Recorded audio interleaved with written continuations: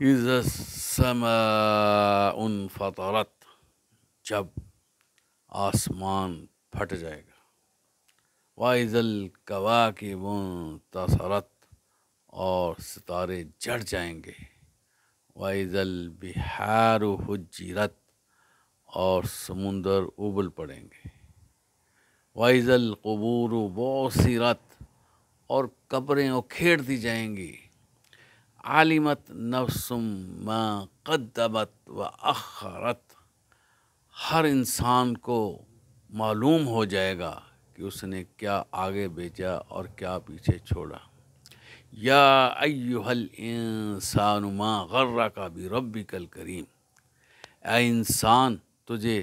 اپنے رب کریم کے بارے میں کس چیز نے بہکایا ہوا ہے؟ الذی خلقک فسواک فعدلک، وہی تمہارا رب ہے جس نے تجھے پیدا کیا ہے،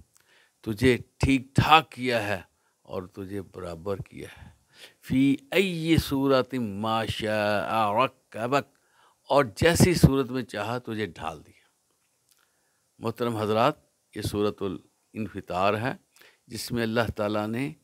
قیامت کے بارے میں چند باتوں کا اظہار فرمایا ہے، جس میں آسمان کا پھٹ جانا اور ستاروں کا جڑ جانا اور سمندر کا ابل پڑنا اور قبروں کا اکھڑ جانا، اور لوگ جو ہے گروہ در گروہ اپنے رب کی طرف جانا شروع کر دیں گے، اور حضرت انسان کو یہ کہا جا رہا ہے کہ جو کچھ تم نے کیا ہوگا وہ تم کو دکھا دیا جائے گا۔ اس کے علاوہ انسان کو متنبع کیا جا رہا ہے، وارن کیا جا رہا ہے کہ اے انسان، کس چیز نے دنیا میں رہتے ہوئے تجھے اپنے رب کے بارے میں دھوکے میں رکھا ہے۔ اللہ فرماتے ہیں کہ وہی تمہارا رب ہے جس نے تجھے پیدا کیا ہے اور تجھے ٹھیک ٹھاک کیا ہے اور تجھے برابر کیا ہے، اور جس طرح جس شکل میں چاہا تجھے جوڑ دیا۔ تو اللہ تعالیٰ ان آیات میں انسان کو سینسٹائز کر رہے ہیں